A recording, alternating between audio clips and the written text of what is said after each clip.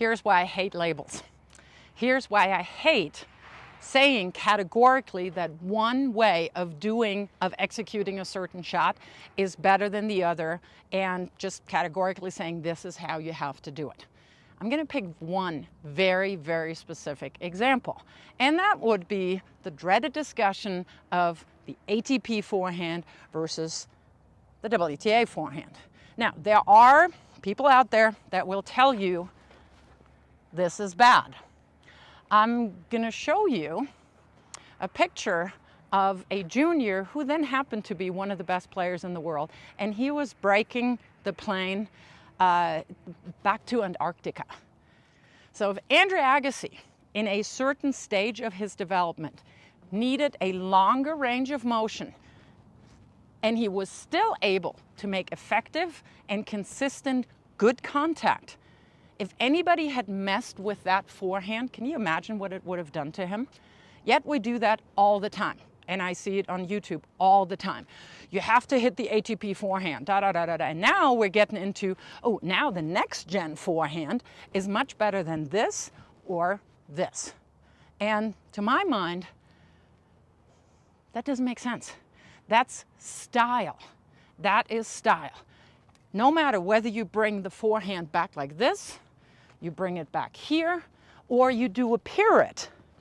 If you're able, again, to make consistent and effective contact, no matter what your opponent throws at you, it doesn't matter what motion you have.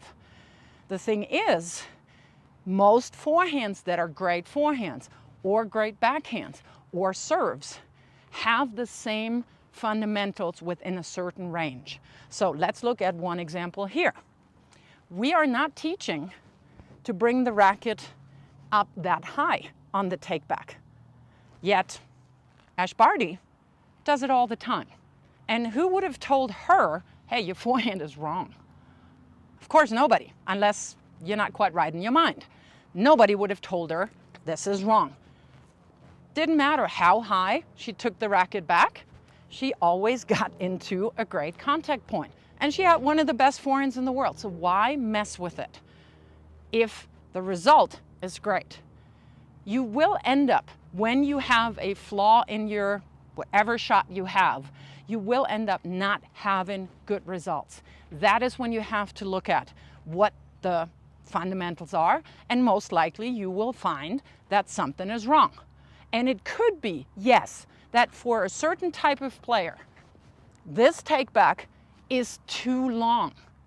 Yes, absolutely. But are you going to mess with Madison Keys' forehand or Simona Halep's forehand just because the ATP forehand is better? No, you would not be very smart. And I would fire you as my coach. Because again, those are individual expressions of a certain acceptable range of motion. I'm not going to go and teach little boys this forehand now because, oh, Nick Kyrgios does it, or Jack Sock does it, or I don't care who does it. If they cannot make contact properly, effectively, consistently, I'm going to look at something that is more their individualistic style. And I'll leave it at that. We're not all of a sudden now going out and teaching anyone Daniil Medvedev's forehand.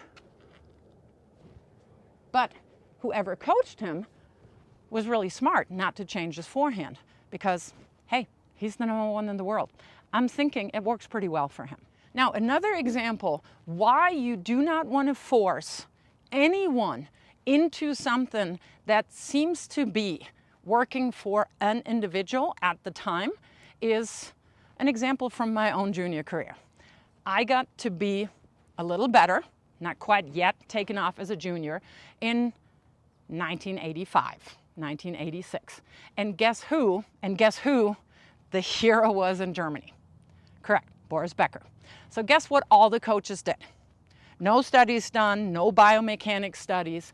Everybody, boys, girls, no matter what age, no matter what level, no matter what body type, no matter what strength, everybody was taught this. I can't even do it. Whatever Boris Becker's windshield wiper forehand was. Great forehands destroyed. Great forehands destroyed. of juniors that were super high level because they were forced into certain patterns that were not natural for them. It absolutely messed up their timing. 2 or 3 of my peers quit. The other example was Boris Becker's serve. If we always taught as deep of a knee bend, you would do really well if you got commission from a surgeon, because you would have a ton of ruined knees and hips. And oh, guess what? Boris Becker had 2 hip replacements. So the point is, back then they forced every kid to drop down as low as possible. These were kids while they were growing. These were kids that were not as strong. These were kids that were not as talented. These were kids that just didn't have the coordination. And guess what? Yep, injuries, big time. One of my best friends actually had to stop playing tennis for over 1.5 years because his knees got completely ruined. Because, oh, Boris serves that way. So it doesn't matter if somebody takes the forehand back this way, or however they do their backhand, or however they're serving. Do not change motions just because somebody does it better. As long as you have the correct fundamentals, your movements will look like you. Now, of course, I'm pointing out things that pros do well, but there are always the technical fundamentals that you need to have. I will never tell you that you have to have your arms in a certain shape because Riley Opelka does it, or Nick Kyrgios.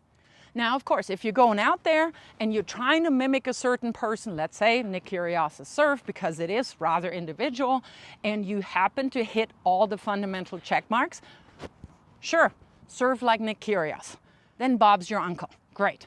But if you're not getting into the technically fundamental important positions, when you're mimicking whoever your favorite player is, then you have to let your body dictate what you can get into.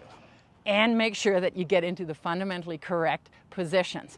And that's just gonna look like you. So, cookie cutter, labels, no thank you.